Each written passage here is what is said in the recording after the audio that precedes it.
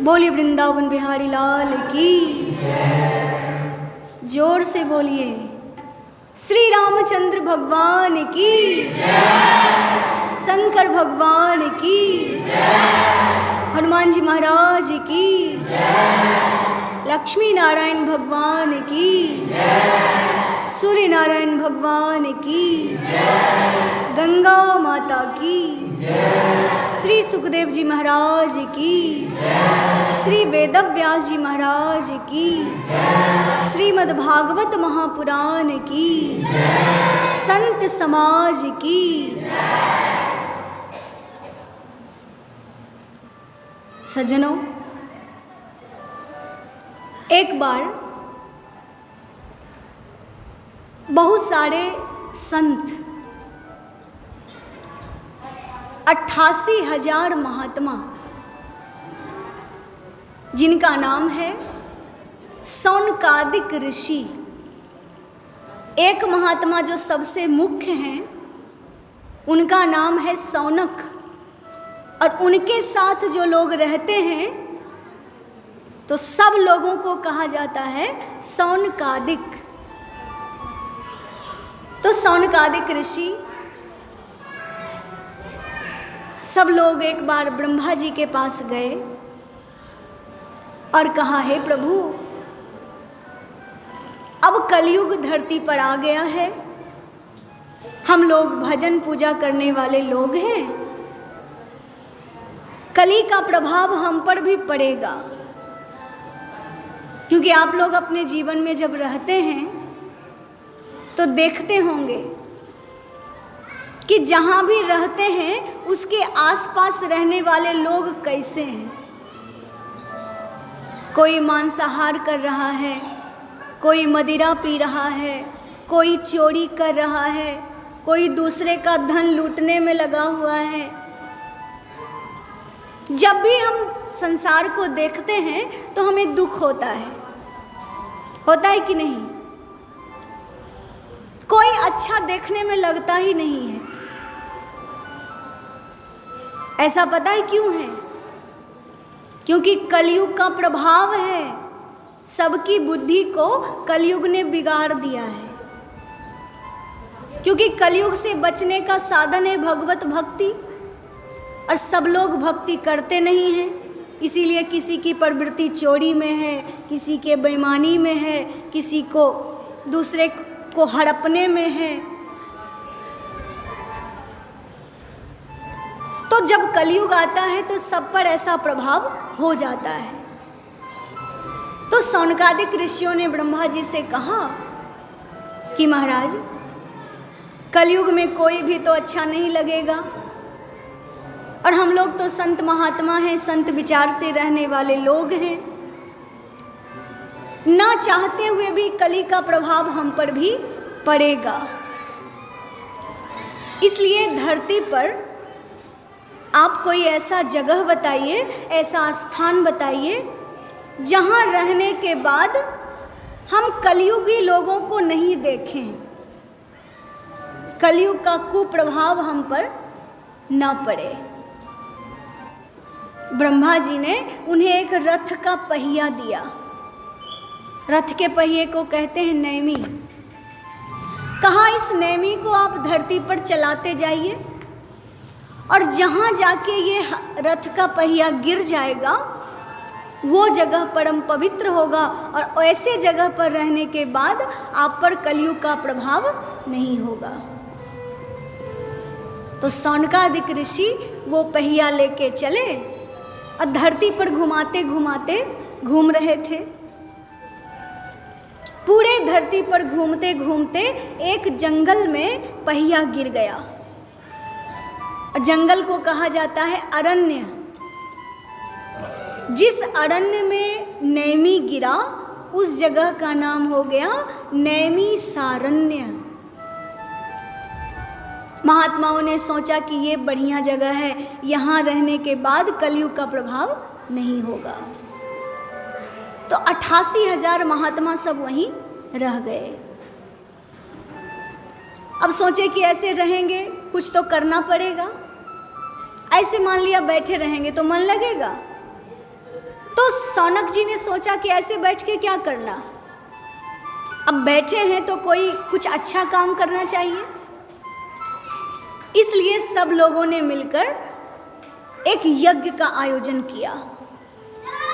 सोचे कि ऐसा यज्ञ करेंगे जो 7 दिन में पूरा नहीं होगा, 9 दिन में भी नहीं होगा, 1000 साल में पूरा होगा, 1000 वर्ष। क्योंकि द्वापर युग के महात्मा हैं और आयु तो भजन करते हैं, जब तक इच्छा हो तब तक जी सकते हैं। इसलिए 1000 वर्ष के लिए संकल्प कर लिए कि अब यहीं बैठ के हम लोग आहुति देंगे, हवन करेंगे, यज्ञ करेंगे।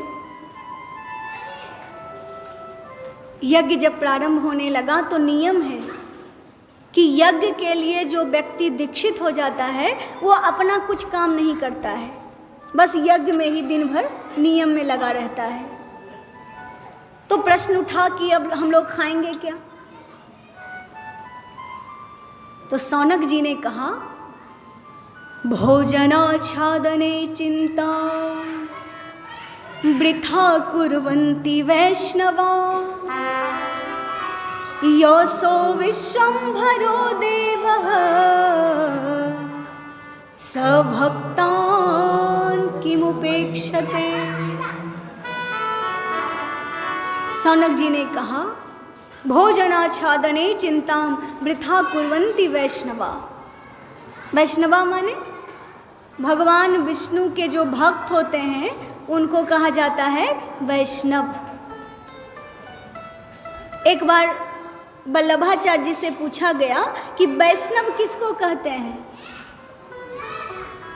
कहा, जो एक बार भी भगवान राम का नाम ले ले, कृष्ण का नाम ले ले, विष्णु का नाम ले ले, उसको वैष्णव कहा जाता है।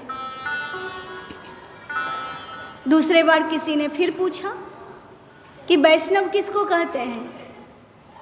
वल्लभाचार्य जी ने कहा कि जो अपने तो भगवान का नाम लेता ही है, दूसरे को नाम लेने के लिए प्रेरित करे, उसको कहा जाता है वैष्णव। फिर तीसरे बार फिर कोई पूछने गया, कहा वैष्णव किसको कहते हैं? तो वल्लभाचार्य जी ने कहा, जिसको देख के भगवान का नाम निकल जाए वो सच्चा वैष्णव होता है। जैसे आप किसी संत को देखते हैं तो अचानक मुंह से निकलता है जय सिया राम, अचानक राधे राधे, माने जिनको देख के भगवान का नाम लेने का मन करे वो सच्चे वैष्णव होते हैं। तो कहते हैं, भोजनाच्छादने चिंतां वृथा कुर्वन्ति वैष्णवा। जो भगवान के भक्त हैं, वैष्णव हैं, वो भोजन की चिंता व्यर्थ करते हैं। योऽसो विश्वम्भरो देवः स भक्तान् किमुपेक्षते। जो भगवान विश्वम्भर हैं, पूरे दुनिया के उदर पूर्ति करते हैं, क्या अपने भक्तों को छोड़ देंगे? इसलिए आप लोग भोजन की चिंता मत करिए, हम लोग भजन करेंगे तो ठाकुर जी के प्रताप से भोजन तो मिल ही जाएगा। कबीरदास जी ने कहा, मुर्दे को प्रभु देते हैं लकड़ा कपड़ा आग। मुर्दे को प्रभु देते हैं लकड़ा कपड़ा आग, जिंदा नर चिंता करे उसके बड़े अभाग। जब आदमी मर जाता है तो कहने आता है कि हमको लकड़ी दो, कपड़ा दो, हमको जलाने ले चलो, कहता है, लेकिन भगवान उसकी भी व्यवस्था कर देते हैं, उसके परिवारजनों को बुद्धि देते हैं कि इसको लकड़ी कपड़ा आग दे के क्रियाक्रम कर दे। तो मुर्दे को प्रभु देते हैं लकड़ा कपड़ा आग, जिंदा नर चिंता करे उससे बड़ा अभागा कौन होगा। तो इसलिए सौनक जी ने कहा, चिंता मत करो, भजन करो। भजन करने के लिए बैठ गए और भगवान तो महान है। अपने भक्तों की चिंता हुई, एक चिंतामणि लेके आ गए,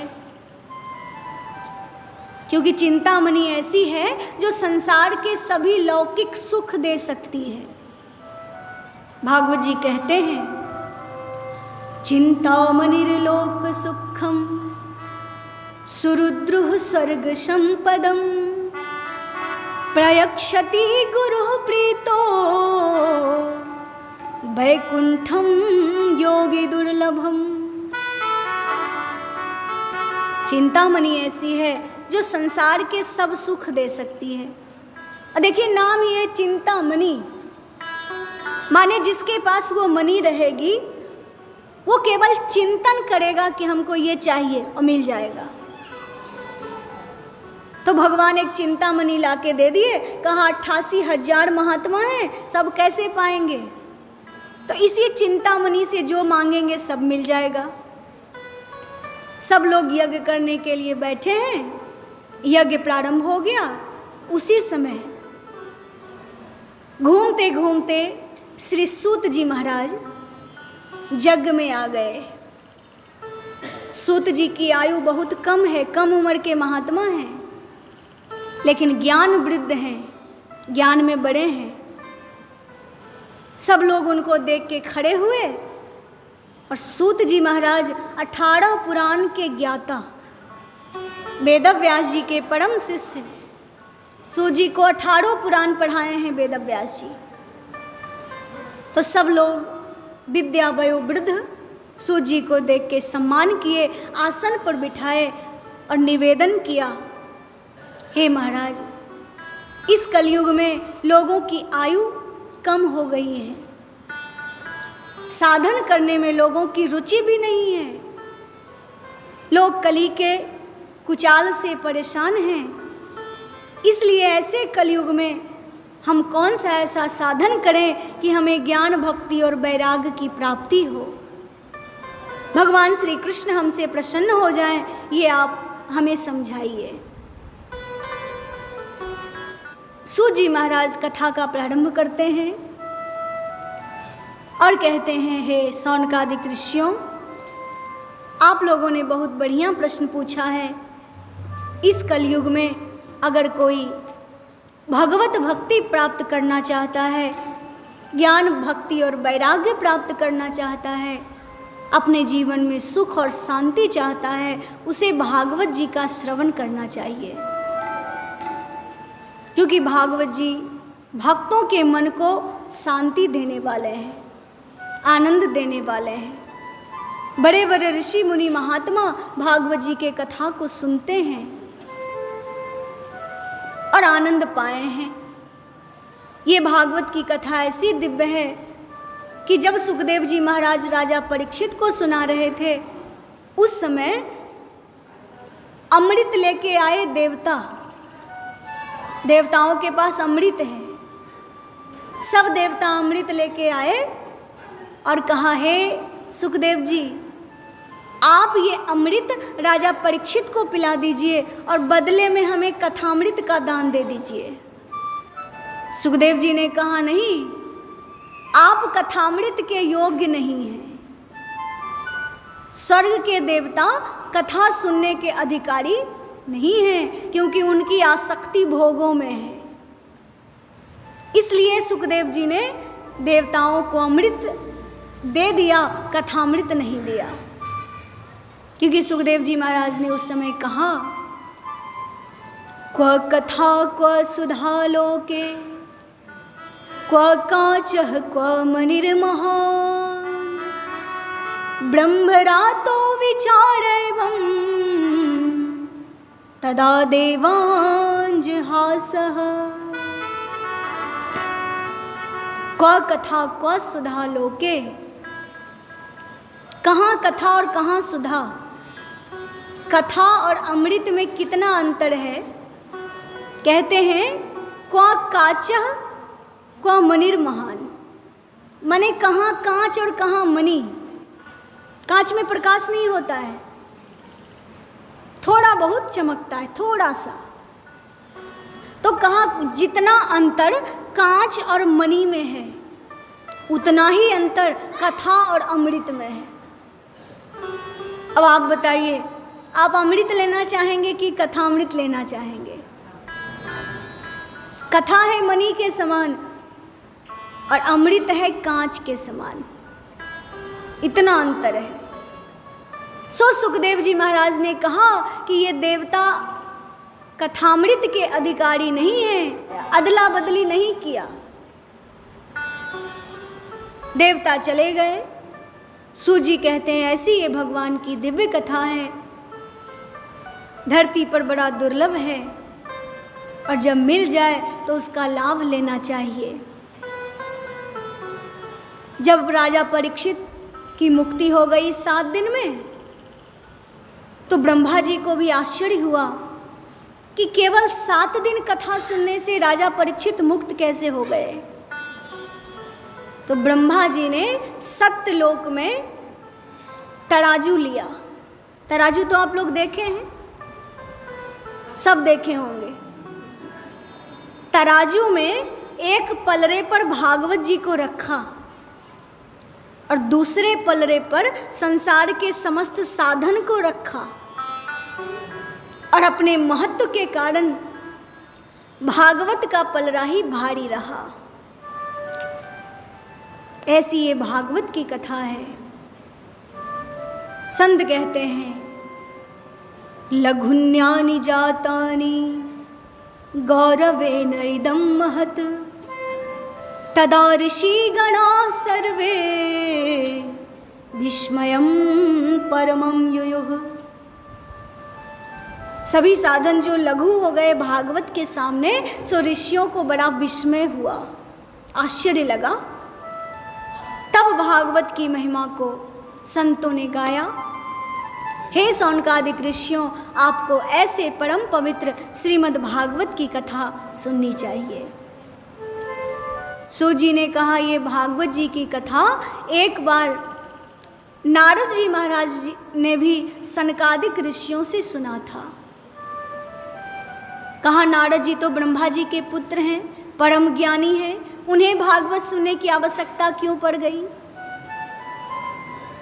तो कथा सुनाने लगे।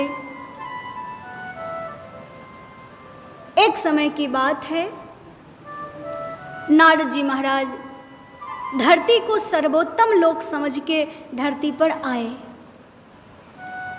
यहाँ काशी, पुष्कर, प्रयाग, हरिद्वार, ऋषिकेश, जितने अच्छे अच्छे तीर्थ स्थान हैं, सब में नारद जी घूमे, लेकिन कहीं भी उन्हें शांति नहीं मिली। शांति माने समझते हैं? सुख और शांति में अंतर है। सुख माने होता है कि हमारे घर में सब कुछ है, गर्मी लगती है तो पंखा है, अंधकार लगता है तो बल्ब भी है, अच्छा अच्छा भोजन भी है, सोने के लिए मखमली बिछावन भी है, उसको कहा जाता है सुख। लेकिन इतने सुंदर मखमली बिछावन पर सोने के बाद अगर हमको नींद नहीं आती है, इसका मतलब शांति नहीं है। सुख और शांति में अंतर है। संत कहते हैं जीवन में शांति होना आवश्यक है।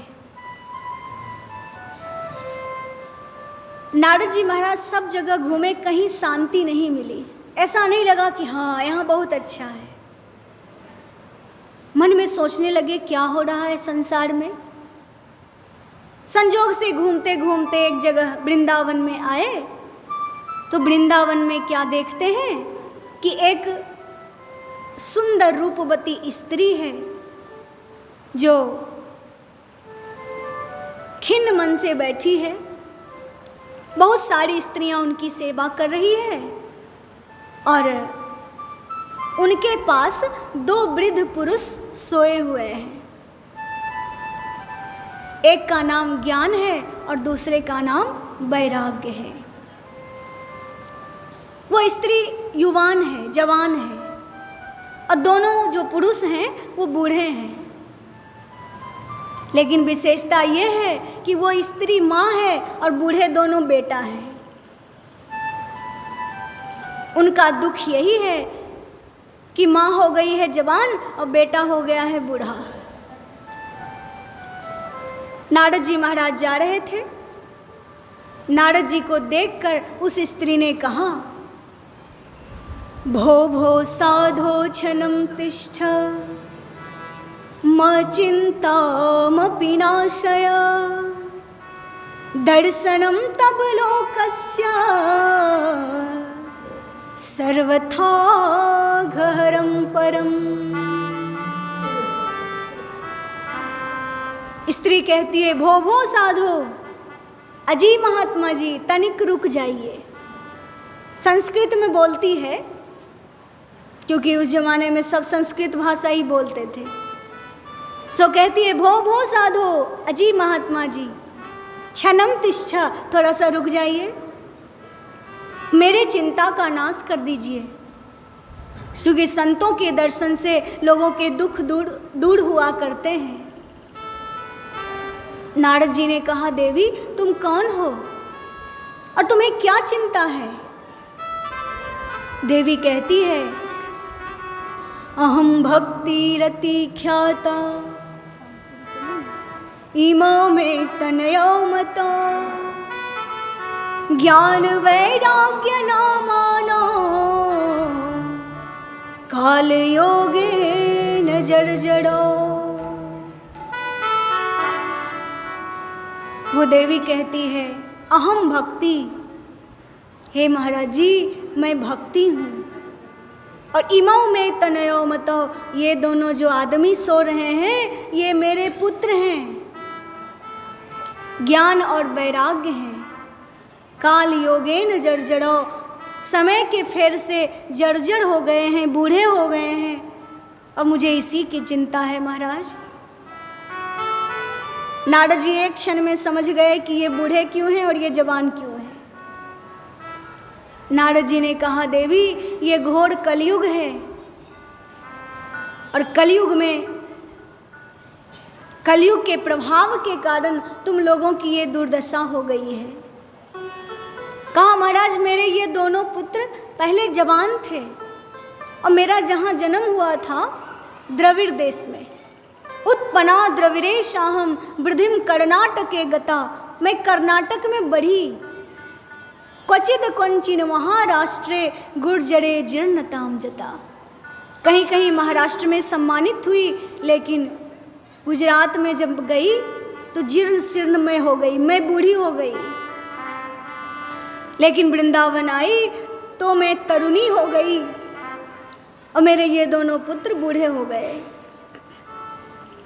नारद जी ने कहा, देवी ऐसा इसलिए हुआ क्योंकि वृंदावन धाम धन्य है जहाँ भक्ति सबके हृदय में है, लेकिन यहाँ ना कोई ज्ञानी है और ना कोई बैरागी है।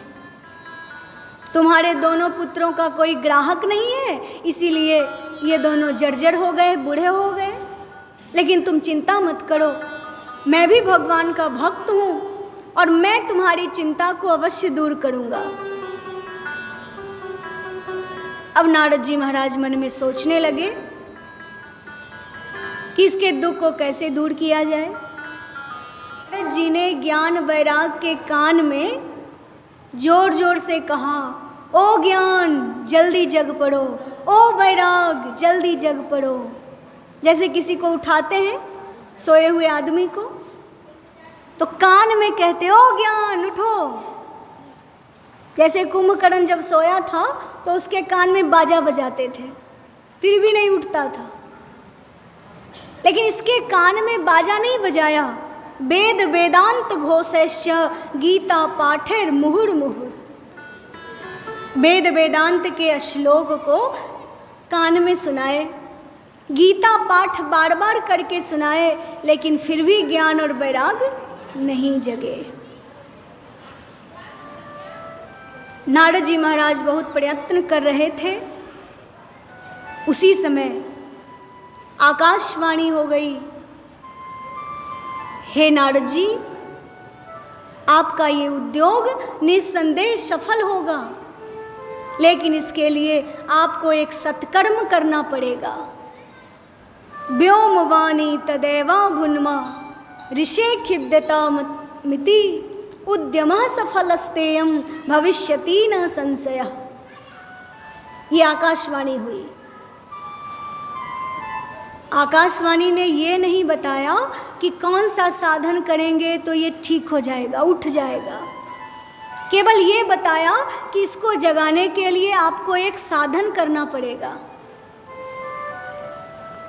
अब ज्ञान वैराग का मतलब तो समझते हैं आप लोग कि नहीं समझते हैं? ज्ञान माने क्या? हमें जीवन में कैसे जीना चाहिए उसकी समझ अगर हमें है तो इसका मतलब हम ज्ञानी हैं।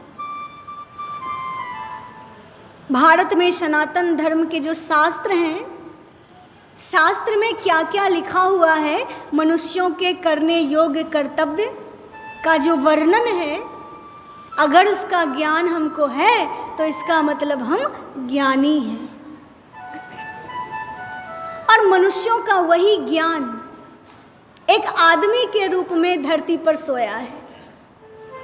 और वैराग माने जैसे संसार में बहुत दुख है और संसार के दुख को देखते देखते मन उब जाए, और लोग बहुत बार घर द्वार छोड़ के चले जाते हैं बाबा जी बनने। कभी कभी लोग अपने दुख से उब के साधु बनते हैं। तुलसीदास जी ने कहा, नारी मुई घर संपत्ति नासी और मूड मुड़ाए भय सन्यासी। ऐसे भी सन्यासी होते हैं, पत्नी मर गई, कोई पूछता नहीं, खाना नहीं देता, तो मूड मुड़ा लिए, साधु बन गए। लेकिन कोई कोई महान होते हैं, घर में किसी प्रकार का कमी न हो, सब साधन उपलब्ध हो, फिर भी उन साधनों में उनका मन न लगे और भगवान में मन लगे, वो सच्चे संत होते हैं। जैसे मीरा जी, मीरा के घर में किसी चीज़ की कमी नहीं थी, राजा की बेटी, सब कुछ है, लेकिन संसार में मन नहीं लगा, कृष्ण से प्रेम कर बैठी और सांसारिक वस्तु को छोड़ दी। छोड़ी नहीं, छूट गया। उसको कहते हैं वैराग्य। सब साधन के होते हुए हम लोग, बक्सर वाले मामा जी का नाम तो आप लोग सब जानते हैं। पिछले वर्ष यही कथा हो रही थी सूर्य मंदिर में ही, पिछले बार की तीसरे बार शायद। तो कुछ लोग बक्सर से यहाँ कथा सुनने आए थे, यहीं के लोग बक्सर जाते हैं, वो सुने थे। तो बक्सर में कमरपुर में श्री रामचरित्र दास जी रहते हैं। कमरपुर ही नाम था। कमरपुर में कथा हुई मामा जी के पुण्य स्मृति में। हम लोग गए तो मामा जी के शिष्य हैं रामचरित्र दास जी महाराज, लोग कहते हैं महात्मा जी। आप लोग भी शायद नाम सुने होंगे अथवा दर्शन भी किया होगा। महात्मा जी ने हमसे कहा, उनको नहीं पता था कि इनका नाम सुप्रिया है, बहुत बुजुर्ग हो गए थे, हमको कहते थे प्रिया जी। तो हमको कहे, प्रिया जी आगे में 56 भोग रखा हुआ है, खाने की इच्छा भी हो रही है, लेकिन उस समय अगर अपने जीव को संभाल लिया तो उस दिन समझ जाना कि तुम्हें पक्का वैराग हो गया। रास्ते में जा रहे हैं, बहुत सारा धन गिरा हुआ है, मन में लोभ हो गया कि ले लेते, उस समय अगर अपने मन को संभाल लिया तब समझ लेना पक्का वैरागी हो गए। इन सब लोभ मोह काम आदि विकार पर जो विजय प्राप्त कर लेता है वो भगवान का पक्का भक्त बन जाता है। और महात्मा जी समझ गए थे कि सुप्रिया जी को वैराग है, हम कथा सुनाएंगे तो और वैराग हो जाएगा। क्योंकि अच्छे महात्मा वही होते हैं जो दूसरे को भी महान बनाने का प्रयास करते हैं। तो वैराग का मतलब हम संसार में हैं लेकिन संसार की आसक्ति हम में नहीं है।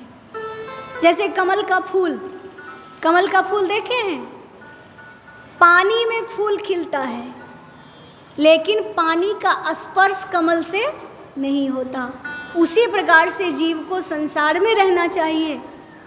हम जल में ही रहें, माने संसार में ही रहें, लेकिन संसार का संसर्ग, संसार का प्रभाव, उसका असर हम पर ना हो। उसको क्या कहते हैं? वैराग्य। और भक्ति माने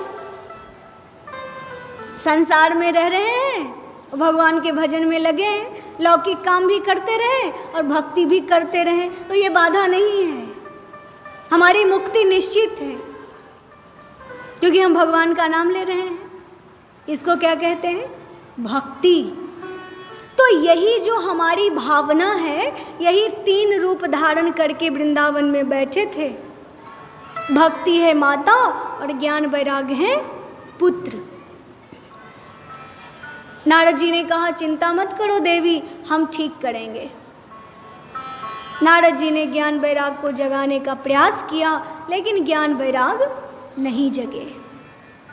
आकाशवाणी ने कहा, तुम्हें इसके लिए कोई सत्कर्म करना पड़ेगा। ये नहीं बताया कि कौन सा सत्कर्म। नारद जी ने कहा, हे भक्ति माता, तुम वृंदावन में ही रहो, मैं संत महात्माओं से पूछता हूँ कि कौन सा सत्कर्म करेंगे जिससे तुम लोगों को सुख मिलेगा। नारद जी महाराज पूरे संसार में घूमे, किसी ने नहीं बताया कि कौन सा सत्कर्म करना चाहिए।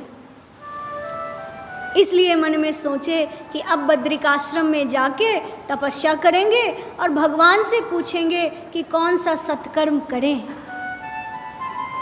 नारद जी महाराज बद्रिकाश्रम गए और बहुत व्याकुल होके जा रहे थे। उसी समय ब्रह्मा जी के मानस पुत्र इससे मिले। नारद जी ने सनकादिकों को प्रणाम किया। सनकादिक ऋषि ने नारद जी से पूछा, हे नारद जी, आप इतने व्याकुल क्यों हैं? आप इतना जल्दी जल्दी कहाँ जा रहे हैं? आप तो उस पुरुष के समान व्याकुल हैं जिसका सारा धन लुट गया हो।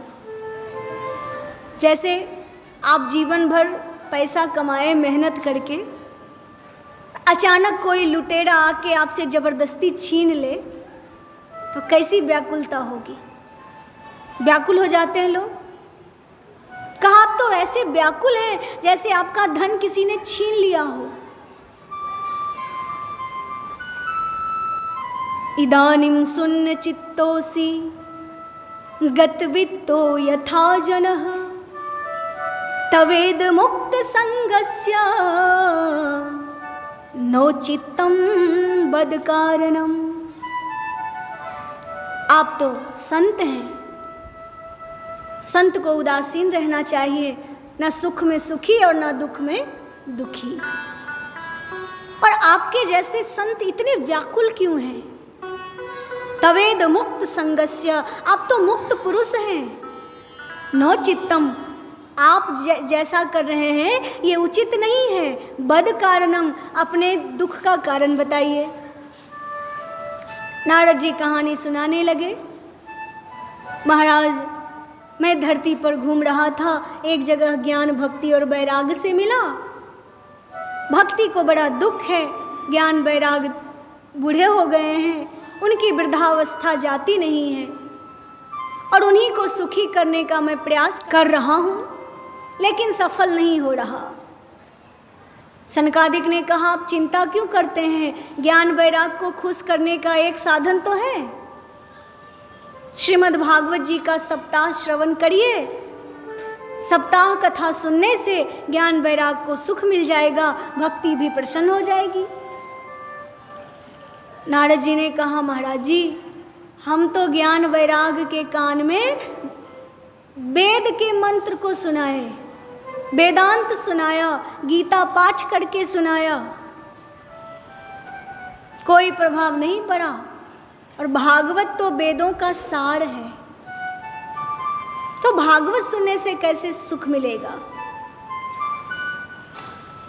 सनकादिक जी ने उदाहरण दिया, हे नारद जी, जिस प्रकार से रस वृक्ष के ओर छोर में सब जगह होता है, लेकिन उस रस का रसास्वादन करना हो तो फल के रूप में जब हम पाएंगे तब अधिक लाभ मिलेगा। इसी प्रकार से वेद वृक्ष के समान है और भागवत जी उनके परिपक्व फल हैं। और सुखदेव जी रूपी सुग्गे के मुख का स्पर्श हो जाने के कारण वो रस और अधिक मीठा हो गया है। जैसे फल में सुग्गा चोंच मार दे तो फल ज़्यादा मीठा हो जाता है, उसी प्रकार से सुखदेव जी रूपी सुग्गे के मुख से भागवत रूपी फल भक्तों को मिला है, इसलिए उसमें रस ज़्यादा है। सो हे नारद जी महाराज, आप भागवत सुनाइए। नारद जी महाराज बहुत खुश हो गए, कहा अच्छी बात है, हमें भागवत कथा कहाँ करना चाहिए? तो बिल्कुल ध्यान देंगे, आप लोग बड़भागी हैं। भागवत जी के लिए जो स्थान बताया गया है आपका भी वही स्थान है। सनकादिक जी ने कहा हरिद्वार में गंगा जी के पावन तट पर आनंद नाम का घाट है, और जो गंगा जी हरिद्वार में बहती हैं वही गंगा जी मोकामा में भी बहती हैं, हमारे सूर्य मंदिर के सामने में। अन्य जगह में गंगा के तीर पर कथा हो तो थोड़ा हट के पंडाल बनाना पड़ता है, लेकिन यहाँ तो गंगा जी बस मंदिर से लगी रहती हैं, और जब कथा हो जाए थोड़ा दूर भी रहेंगी तो आ जाती हैं पास में। हर साल तो ऐसे ही होता है। तो ये बहुत ही सुंदर स्थान है और भागवत के लिए सबसे सुखद और आनंददायक स्थान है, इसलिए इस घाट का नाम है आनंद घाट। कहते हैं गंगा के तट पर भागवत सुनने का विशेष फल है। आप अपने घर में अगर भगवान का नाम एक बार लेते हैं और गंगा जी के तट पर एक बार लीजिए तो 1 करोड़ गुना ज़्यादा फल मिलता है। और गंगा के तट पर 7 दिनों तक भगवान के नाम रूप लीला धाम की कथा सुनते हैं, कितना अधिक फल मिलेगा। और उसमें भी गंगा जी के तट पर भगवान के मंदिर में ठाकुर जी के सामने बहुत ही फलदायी है। नारद जी के लिए भी यही जगह बताया गया। नारद जी महाराज बहुत खुश हो गए और बद्रीनाथ से सीधे चले आए हरिद्वार। हरिद्वार में सनकादिक जी को कथावाचक बना लिया और अपने मुख्य जजमान बन गए। कथा शुरू हो गई और भागवत कथा जब शुरू होती है तो हल्ला तो हो ही जाता है, आसपास के लोगों को तो पता चल ही जाता है, इसलिए सब लोग कथा में जुड़ने लगे। सनकादिक जी बड़े भाव से मधुर स्वर से भागवत जी के महिमा को सुनाने लगे। हे नारद जी, ये भागवत कथा परम दिव्य है, इसकी समता न गंगा न गया काशी, पुष्करम न प्रयागकम, सूक शास्त्र कथा याश्य फलेन समता नयेत। इस कथा की समता न गंगा जी कर सकते हैं, न गया, न काशी, न पुष्कर, न प्रयाग। किसी तीर्थ में चले जाओ, लेकिन कथा का जो फल है, इतना फल आपको कहीं भी मिलने वाला नहीं है। बड़े भाव से कथा की महिमा सुना रहे हैं। उसी समय भक्ति माता अपने दोनों पुत्रों के साथ तरुणावस्था को प्राप्त करके सभा में उपस्थित हो गई और भागवत के श्लोकों का माला पहन के आई। भक्ति माता नृत्य करने लगी। सूजी महाराज ने कहा, भक्ति सुता तरुणो गृहीत्वा प्रेमैक रूपा सहसा विरासीत।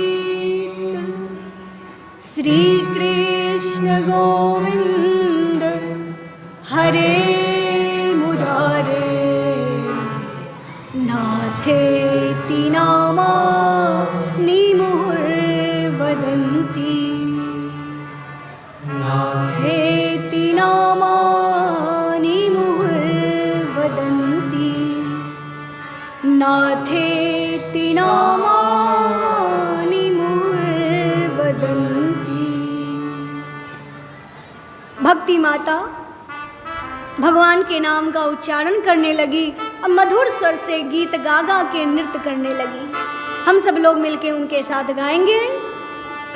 श्री कृष्ण गोविंद हरे मुरारे हे नाथ नारायण वासुदेवा श्री कृष्ण गोविंद हरे मुरारे हे नाथ नारायण वासुदेवा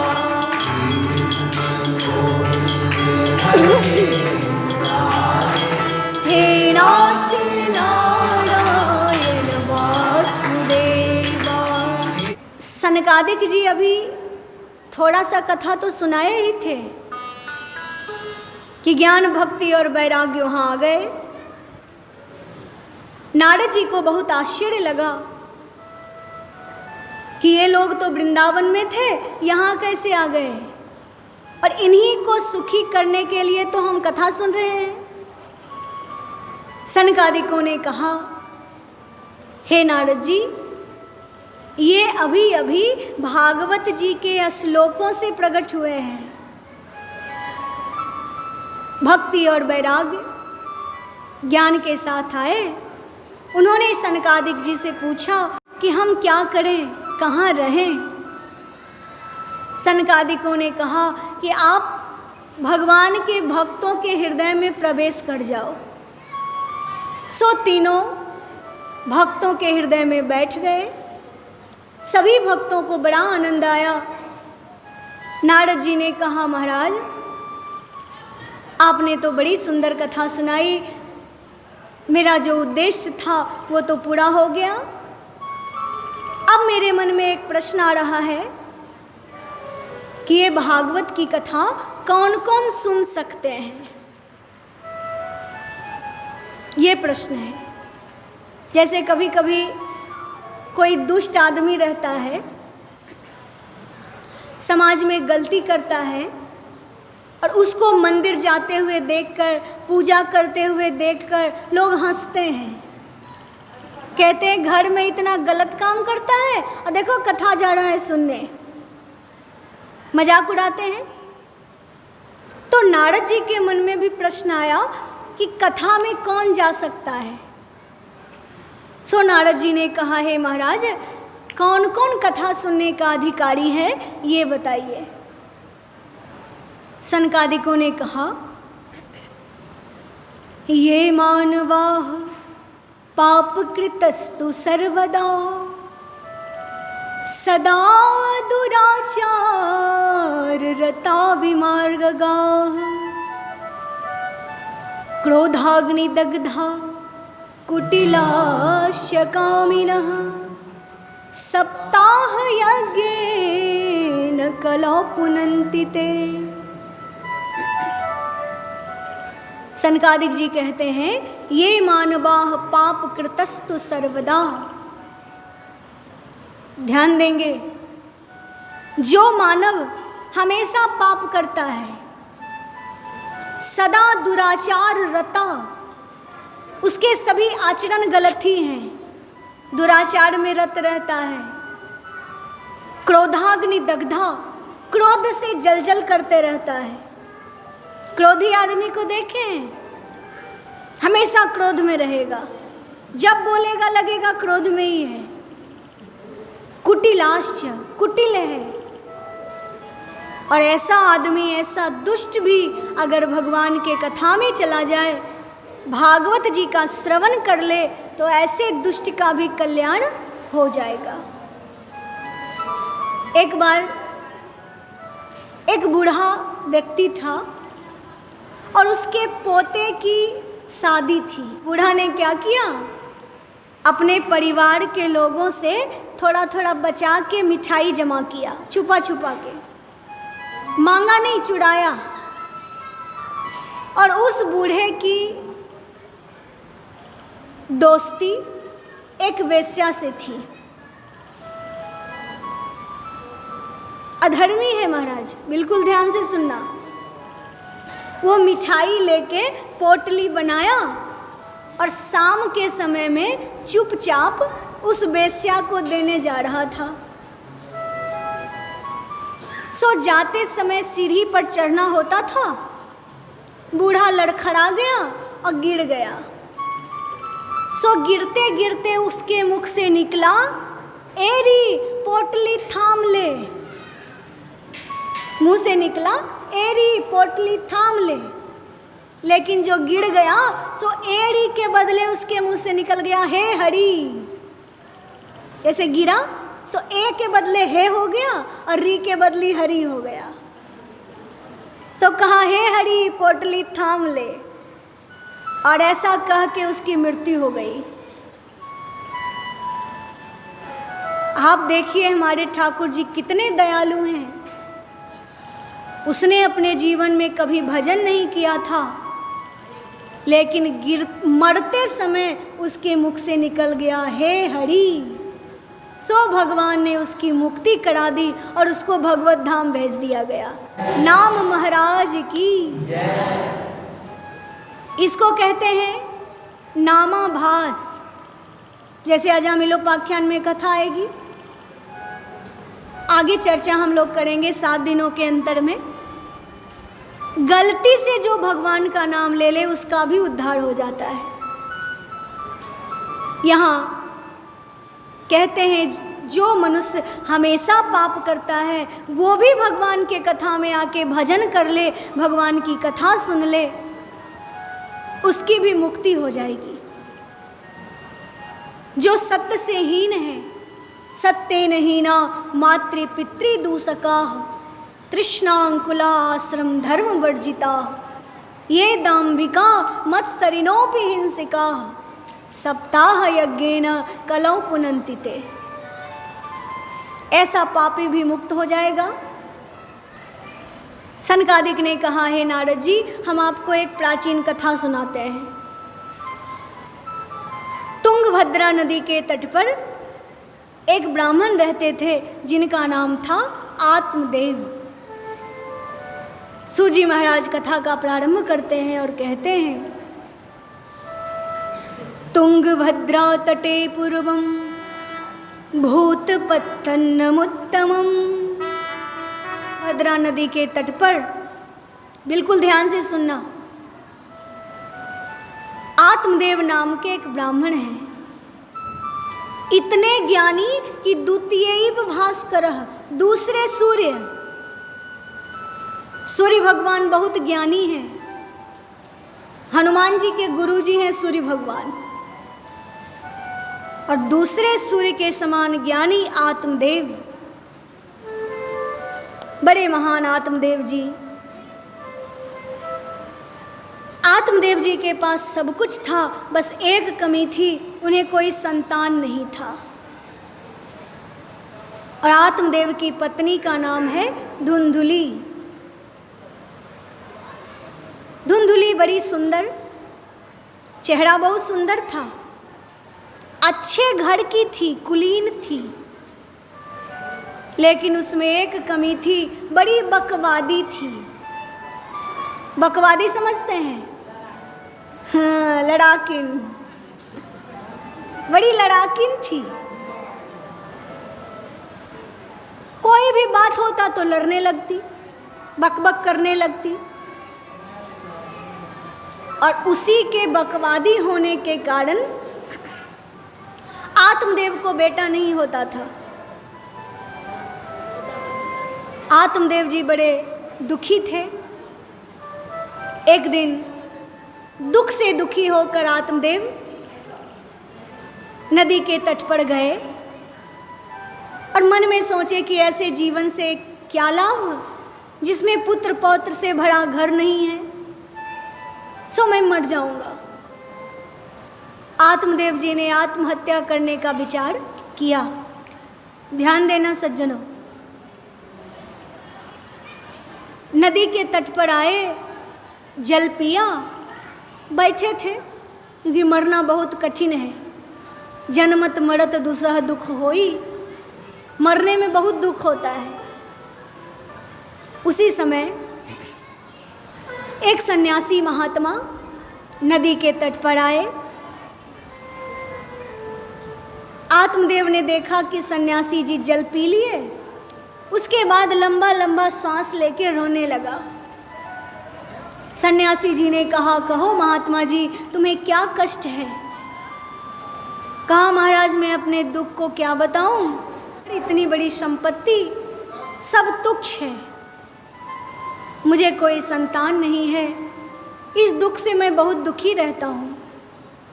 मैं जिस गाय को पालता हूँ वो सर्वथा बांझ हो जाती है, जिस वृक्ष को लगाता हूँ उसमें कभी फल फूल नहीं लगते, मैं फल फूल खरीद के ले भी आता हूँ तो घर में तुरंत सड़ जाता है। सो मैं अपने दुख से इतना दुखी हूँ कि आत्महत्या करने के लिए आया हूँ। सन्यासी जी बहुत अच्छे थे। सन्यासी जी ने कहा, आत्मदेव, आत्महत्या करना बहुत गलत बात है, आत्महत्या करने वाले की कभी मुक्ति नहीं होती, ये मनुष्य का तन बड़े भाग से मिलता है, इसलिए आत्महत्या मत करो और पुत्र प्राप्ति की इच्छा छोड़ दो, क्योंकि 7 जन्म तक तुम्हें कोई संतान किसी प्रकार नहीं होगा। आत्मदेव ने कहा, महाराज जी, किसी भी कैसे भी करके हमको एक बेटा तो होना ही चाहिए, और अगर हमको बेटा नहीं होगा तो आपके सामने हम प्राण दे देंगे।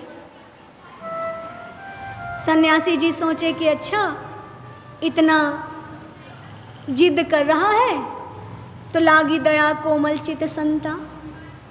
संत जी ने एक फल उठाया और आत्मदेव को दिया, कहा, लो ये फल अपनी पत्नी को खिला देना और पत्नी से कहना कि 1 साल तक नियम से रहे, कम बोले, भगवान का नाम ज़्यादा जपे, दिन भर में 1 बार खाए और बहुत तीखा, बहुत खट्टा, बहुत नमकीन न खाए, सादा और शुद्ध भोजन करे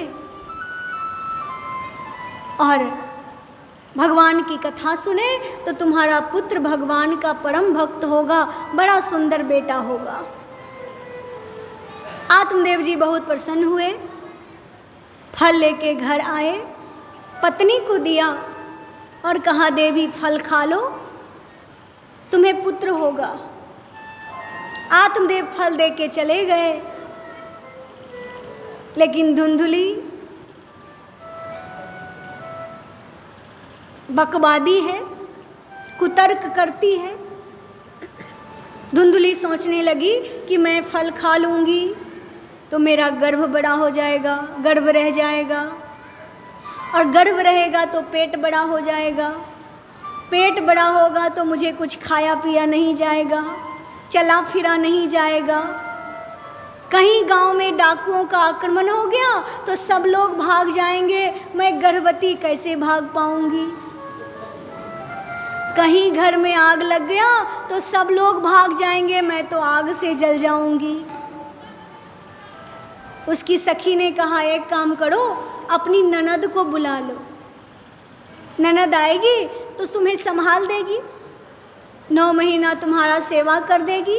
कहा, नहीं नहीं, ननद आएगी सब माल मत्ता समेट के ले जाएगी और हम तो सोए सोए कुछ देखेंगे नहीं।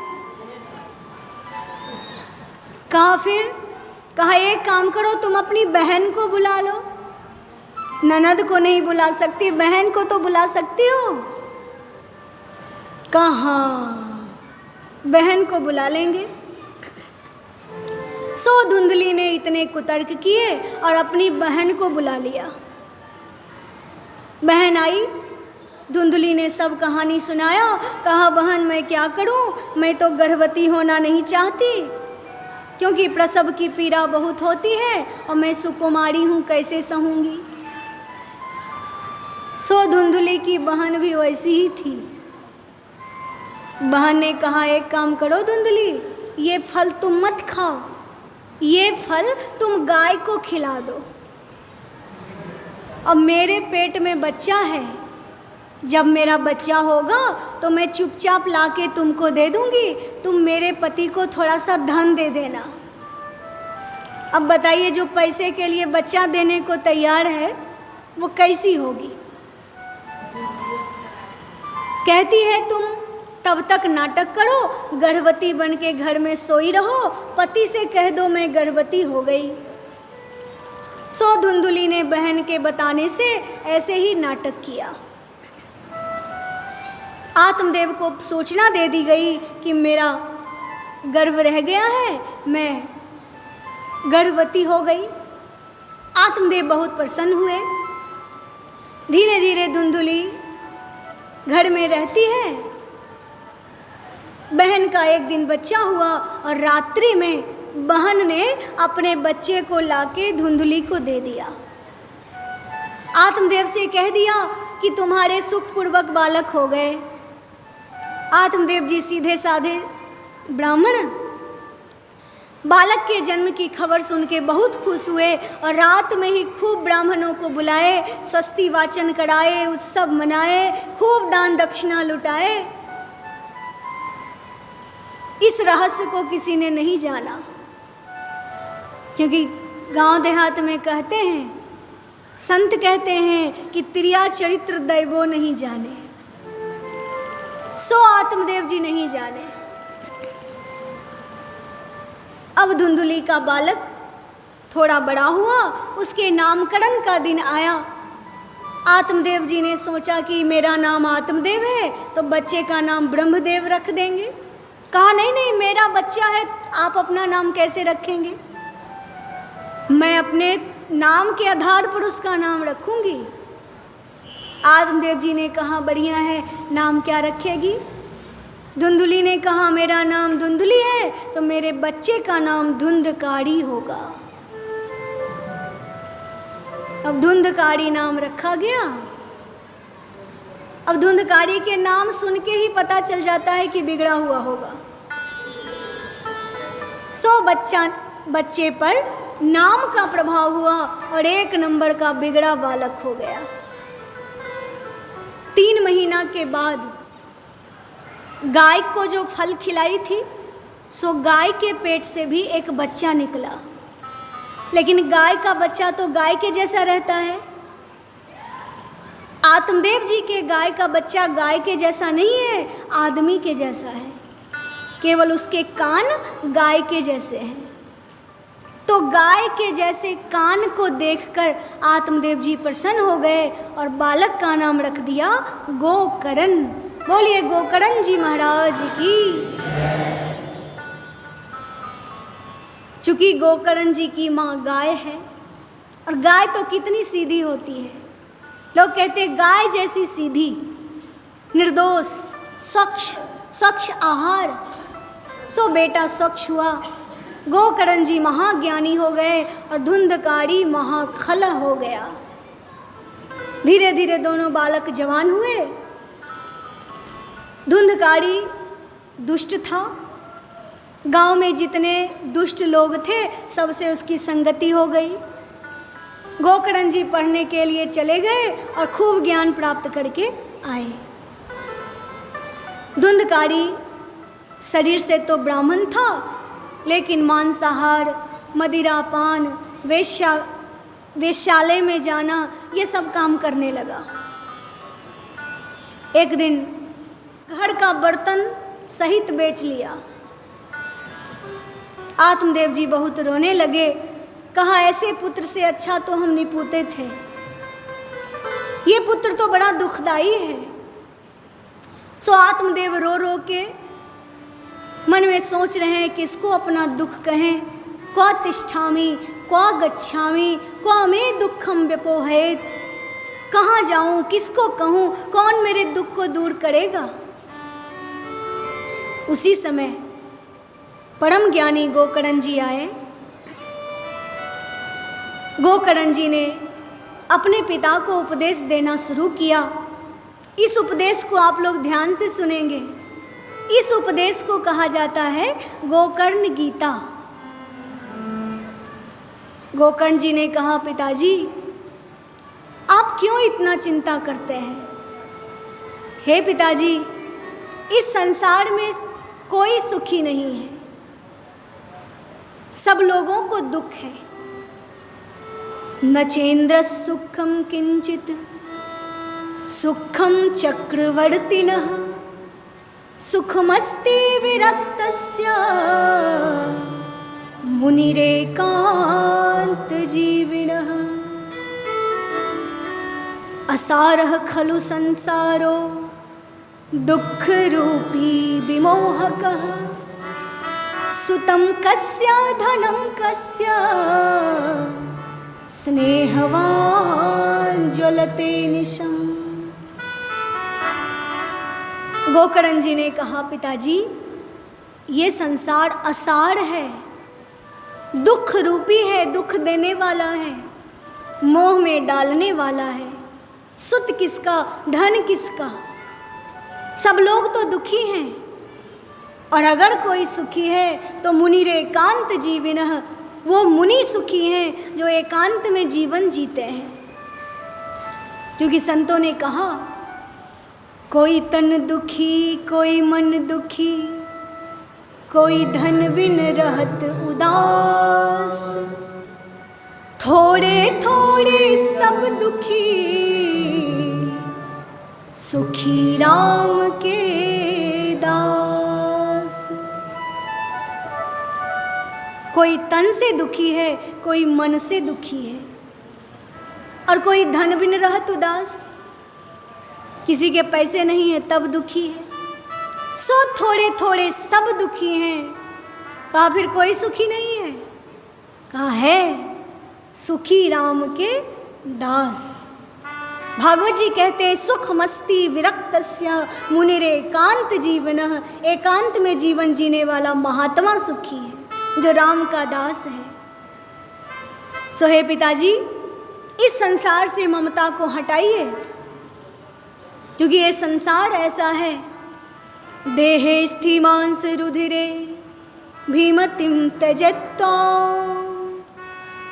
जाया सुता दिशु सदा ममतां विमुञ्च। पश्यानिशं जगदिदं क्षणभङ्गनिष्ठं, वैराग्यरागरसिको भवभक्तिनिष्ठः। हे पिताजी, ये शरीर मांस और रुधिर का पिंड है। ये जो अपना तन है, बिल्कुल ध्यान से सुनना सज्जनों। जीवन में अगर सुख है तब तो आप बड़े बड़भागी हैं, लेकिन अगर लगने लगे कि हमको दुख है तो इस ज्ञान को हमेशा याद रख लेना। गोकर्ण जी ने कहा, देहे स्थिमांस रुधिरे भीमतिम त्यजत्वाम। ये शरीर मांस और रुधिर का पिंड है, इसको मैं मानना छोड़ दो, इसको छोड़ो। और जाया सुता दिशु सदा ममताम विमुंच। पत्नी, परिवार, पुत्र, ये सब का जो ममता है, इसको छोड़िए पिताजी। पश्यानिशम जगदिदम, इस संसार को देखिए कैसा, क्षणभंग निष्ठम, क्षणभंगुर देखिए। केवल क्षणभंगुर देखने से काम नहीं चलेगा। वैराग्य राग रसिको भव भक्ति निष्ठ। वैराग राग के रसिक बन के भगवान की भक्ति में लग जाइए, यही सबसे बड़ा सुख है। गोकर्ण जी को समझ में आ गया, बेटा बढ़िया उपदेश देता है। गोकर्ण जी महाराज के उपदेश से आत्मदेव समझ गए और गोकर्ण जी के साथ आत्मदेव जी जंगल चले गए। जंगल में भगवान का भजन किए, लेकिन माता धुंधुली ने कहा कि मैं नहीं जाऊंगी, मेरा बेटा अभी विवाह नहीं हुआ है, इसको देख लें तब जाएंगे। सो आत्मदेव भजन करने चले गए, धुंधुली नहीं गई। लेकिन बेटा तो दुष्ट था। एक दिन घर में आया, माँ से कहा बताओ पैसा कहाँ है। माँ ने पैसा नहीं दिया तो जलती हुई लकड़ी से माँ को पीटा। धुंधली को बड़ी गलानी हुई और गलानी में धुंधली कुएं में कूद के मर गई। सज्जनों, अब धुंधकारी 5 वेश्याओं को घर ले आया, वेश्याओं के साथ रहने लगा। काम तो कुछ करता नहीं था, अकर्मण्य हो गया था, लेकिन वेश्याओं की इच्छा तो बहुत है, शौक तो बहुत है। सो उसको पूरा करने में रोज रोज चोरी करता है। एक दिन धुंधकारी ने राजा के खजाने से ढेर सारा धन लेके आ गया। वेश्याओं ने सोचा कि ये रोज चोरी करता है, एक दिन इसको राजा पकड़ लेगा, इसको तो पकड़ेगा ही, इसका धन भी छीन लेगा, तो क्यों ना धन की रक्षा के लिए हम इसको मार डालें। बिल्कुल ध्यान से सुनना। सूत जी कहते हैं, शौनक जी, ऐसे उल्टा स्त्रियों का अच्छे पुरुष को कभी विश्वास करना नहीं चाहिए।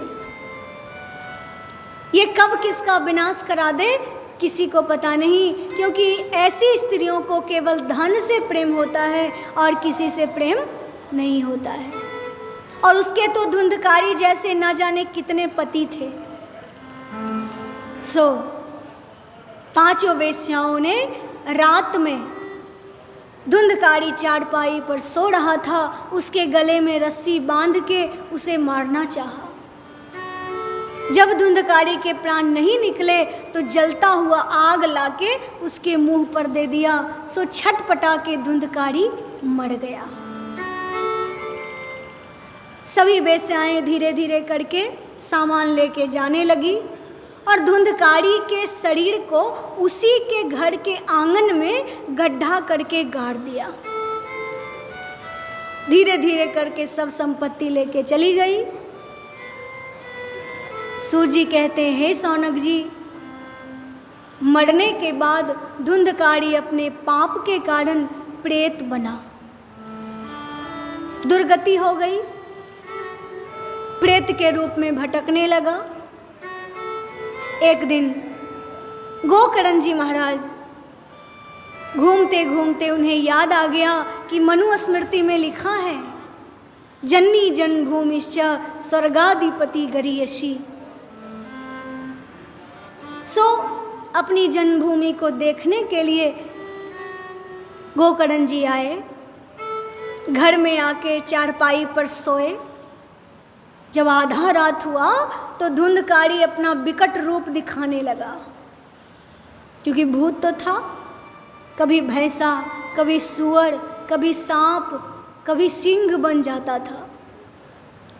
गोकर्ण जी ने कहा, कौन हो तुम और ऐसे विकट रूप क्यों दिखा रहे हो? क्या तुम कोई पिशाच हो, कोई राक्षस हो? वो आदमी के शरीर में खड़ा हुआ, लेकिन इतना पाप किया था, बोलने की शक्ति नहीं थी। सो गोकर्ण जी ने हाथ में जल लिया और उस पर छिड़क दिया। सो उसके पाप थोड़े से कटे। धुंधकारी बोलने लगा। धुंधकारी ने कहा, हे भैया, मैं तुम्हारा भाई हूँ, मेरा नाम धुंधकारी है। मैं शरीर तो ब्राह्मण का पाया, लेकिन मैंने अपने जीवन में बहुत पाप किए। उस पाप के कारण मैं प्रेत बना हूँ। आप तो परम ज्ञानी हैं, मुझे प्रेत योनि से मुक्ति दिला दीजिए। गोकर्ण जी ने कहा, धुंधकारी, मैंने तो तुम्हारी मुक्ति के लिए गया जी में श्राद्ध किया, बद्रिकाश्रम में भी पिंडदान किया, जगन्नाथपुरी में भी पिंडदान किया, लेकिन तुम्हारी मुक्ति क्यों नहीं हुई? धुंधकारी ने कहा, मैं इतना बड़ा पापी हूँ कि मेरी मुक्ति सैकड़ों गया श्राद्ध से भी होने वाली नहीं है। अब तो सज्जनों, धुंधकारी ने कहा, आप ही कुछ करिए। गोकर्ण जी महाराज ने कहा, ठीक है, तुम यहीं रहो, मैं तुम्हारी मुक्ति के लिए प्रयास करूँगा। सुबह में गोकर्ण जी ने अपने गांव के श्रेष्ठ लोगों को बुलाया और कहा कि धुंधकारी की मुक्ति कैसे होगी। किसी को कुछ पता नहीं था, तो गोकर्ण जी ने सूर्य भगवान के गति को रोक दिया और सूर्य नारायण भगवान से पूछा कि धुंधकारी की मुक्ति कैसे हो। सूर्य भगवान ने कहा, श्रीमद्भागवतान मुक्ति, श्रीमद् भागवत जी से धुंधकारी की मुक्ति हो जाएगी। सो गोकर्ण जी महाराज ने गांव के एक अच्छे व्यक्ति को मुख्य यजमान बनाया और भागवत जी के कथा का प्रारंभ किया। कथा सुनने के लिए धुंधकारी भी आया और एक 7 गांठ के बांस में घुस के बैठ गया। पहले दिन की कथा हुई और आरती के समय बांस का एक गांठ तरतर शब्द करता हुआ हट गया। दूसरे दिन के कथा में दूसरा, तीसरे दिन के कथा में तीसरा, इस तरह से 7 गांठ को फोड़ते हुए धुंधकारी भागवत सुनने से प्रेत योनि से छूट गया और भगवत स्वरूप प्राप्त करके प्रकट हो गया। बोलिए भागवत भगवान की, भागवत भगवान की। धुंधकारी ने कहा, हे गोकर्ण जी, हे भैया, आपने भागवत सुना के मेरी मुक्ति करा दी। आप बहुत दिव्य हैं, ये भागवत की कथा परम धन्य है। धुंधकारी के वचन हैं, धन्या भागवती वार्ता प्रेत पीड़ा विनाशिनी, सप्ताहोऽपि तथा धन्यः कृष्णलोक फलप्रदः। ये भागवत की कथा परम धन्य है। हे भैया, आपने मेरा उद्धार किया। उसी समय एक विमान आया, धुंधकारी उस पर चढ़ गया। गोकर्ण जी ने कहा, हे भगवान के पार्षदों, आप लोगों ने सबके लिए विमान क्यों नहीं लाया, केवल धुंधकारी के लिए ही क्यों लाया? क्योंकि कथा तो सबने समान रूप से सुनी। भगवान के पार्षदों ने कहा, हे गोकर्ण जी, सबने तो सुना लेकिन सुनने में भेद हो गया। धुंधकारी ने जो कथा सुना सो बिल्कुल निराहार रह के और दिन में सुनता था, रात में चिंतन करता था, और बाकी लोग तो दिन में सुनते थे, घर में जाके भूल जाते थे। सो गुरु के वाणी में विश्वास की कमी, श्रद्धा की कमी और श्रवण के भेद के कारण सबको एक जैसा फल नहीं मिला। लेकिन आप चिंता मत कीजिए, अगले महीने में आप फिर से कथा करिए। इस बार एक विमान आएगा जो सबको चढ़ा के ले जाएगा। सो आषाढ़ में गोकर्ण जी ने कथा सुनाया था। अगले महीने सावन में फिर भागवत की कथा हुई और सबने सुना। एक विमान आया। सो जी कहते हैं, अजी कुत्ते से लेके चांडाल तक जितने जीव कथा में आए थे, सब भागवत जी के प्रभाव से भगवत धाम चले गए। जिसने भी गोकर्ण जी के मुख से कथा सुना वो कभी वापस माँ के गर्भ में नहीं आया। ऐसी ये भागवत जी की परम दिव्य कथा है। सनकादिक ऋषि नारद जी से महात्म सुनाए, कहा कोई भी भागवत सुन सकता है और जो सुनेगा उसकी मुक्ति निश्चित होगी। उसी समय भगवान श्री विष्णु अपने पार्षदों के साथ सभा में प्रकट हो गए। सबने जय जयकार किया। बोलिए लक्ष्मी नारायण भगवान की, लक्ष्मी नारायण भगवान की। बड़ा सुंदर कीर्तन होने लगा। प्रहलाद जी महाराज करताल बजाने लगे, कोई मृदंग बजाने लगे, कोई नृत्य करने लगे और सुंदर भगवान का नाम हुआ। एक भगवान ने कहा, हे सनकादिक ऋषि, हम आपके भक्ति से खुश हुए, आपके कीर्तन से, कथा से प्रसन्न हुए, कुछ वरदान मांगिए। सनकादिकों ने कहा, हे प्रभु, जहाँ कहीं भी भागवत की कथा हो तो आप अपने पार्षदों के साथ वहाँ जरूर आइए, यही वरदान हमको दे दीजिए। और भगवान सुनने आते हैं, इसीलिए आप लोगों को इतना आनंद आता है। सूजी महाराज ने सनकादिक ऋषि से कहा कि आपने जो भी प्रश्न पूछा था हमने उसका जवाब दे दिया। ये भागवत के महात्म की कथा हुई कि भागवत क्यों सुनना चाहिए। कहते हैं जहाँ कहीं भी भागवत की कथा होती है और जो कोई भी कथा सुनते हैं, उनके जो पूर्वज होते हैं, आज से पहले जिनका शरीर छूट गया होता है, वो बहुत प्रसन्न हो जाते हैं कि हमारे वंश के लोग कथा सुन रहे हैं। उन्हें अपने लोक में दूध, घी, खीर आदि सुंदर वस्तु भोजन करने के लिए मिलता है। अगर किसी के वंश में कोई नरक में भी गया होगा तो वो वहाँ से निकल के भगवत धाम में चला जाता है। ऐसी ये परम पावनी कथा है, सबको सुख देने वाली कथा है।